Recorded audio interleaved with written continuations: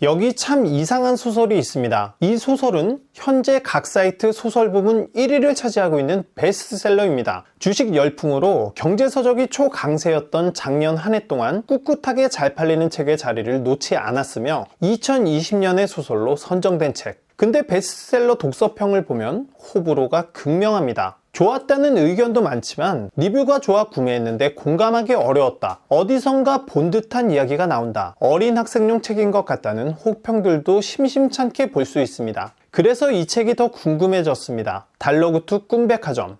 안녕하세요. 독서시민 대봉작가입니다. 책을 고를 때 베스트셀러 중 선택하는 경우가 많이 있습니다. 베스트셀러는 내용이나 재미면에서 검증되었을 확률이 높고 많은 사람들이 찾는 이유가 궁금하기도 하며 노출이 많이 되는 만큼 눈에 띄기 때문입니다. 달러구트 꿈백화점. 구매 전부터 저는 이 책을 알고 있었습니다. 베스트셀러이다 보니 서점이나 사이트에서 눈에 많이 띄었거든요. 표지를 보고 판타지겠구나 하는 생각과 함께 나미야 잡화점의 기적이 생각났습니다. 나미야 같은 소설을 좋아하지만 비슷한 류의 소설이지 않을까 하는 생각에 그냥 지나쳤었죠. 그런데 꽤 오랜 기간 동안 베스트셀러의 자리를 지키고 있는 것을 보고 이제는 좀 궁금해졌습니다. 구매 전 댓글을 살펴보니 책에 대한 호불호가 크게 갈렸는데 책을 다 읽고 난 지금 좋다는 의견과 안 좋다는 의견 모두가 이해갑니다. 달러구트 꿈백화점 이야기는 잠이 들어야만 갈 수 있는 독특한 마을이 있습니다. 이 마을을 찾은 사람들에게 가장 인기 있는 곳은 온갖 꿈을 판매하는 달러구트 꿈백화점입니다. 층별로 다른 테마의 꿈을 판매하는 이곳은 긴 잠을 자는 사람, 짧은 낮잠을 자는 사람, 꿈을 꾸는 동물들로 매일매일 대성황을 이룹니다. 범상치 않은 혈통의 주인장 달러구트와 이제 막 뽑힌 신입사원으로 그의 곁에서 일하게 된 페니. 이 두 사람을 중심으로 달러구트의 혈통에 관한 이야기인 프롤로그를 시작으로 시간순으로 펼쳐지는 9개의 에피소드를 통해 신입사원 페니의 성장, 개성 있는 꿈 제작자들, 꿈을 이룬 사람들의 이야기가 펼쳐집니다.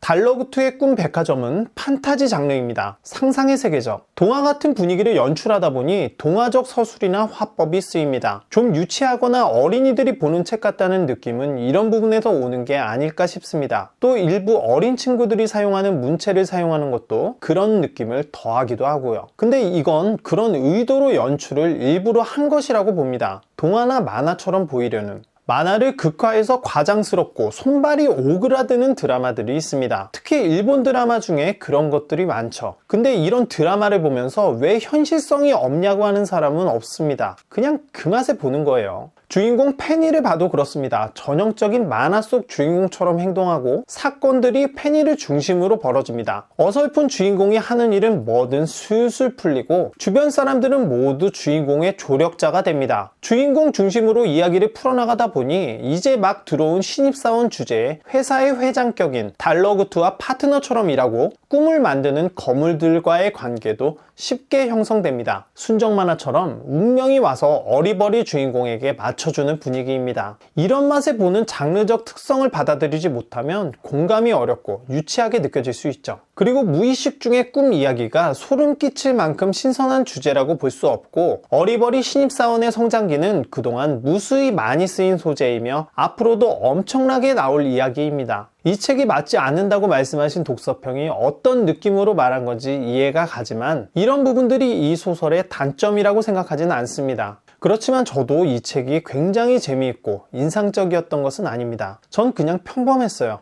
직전에 읽었던 책이 전혀 다른 장르의 소설 아몬드였습니다. 굉장히 감명이 깊었던 데다 여운이 채 가시지 않은 상태였기 때문에 초반에 집중이 잘 되지 않았습니다. 페이스를 찾은 뒤부터 잘 읽히긴 했는데 몰입이 되어서 잘 읽히는 느낌이라기보다는 가볍게 읽을 수 있는 내용이라 잘 읽히는 느낌이었습니다. 각각의 에피소드들도 이야기에 빡빡 꽂히는 느낌보다 무난무난하게 가다가 그대로 끝나버린다는 느낌이었고요. 에피소드들 중에는 맨 마지막에 나온 2개가 괜찮았던 것 같습니다.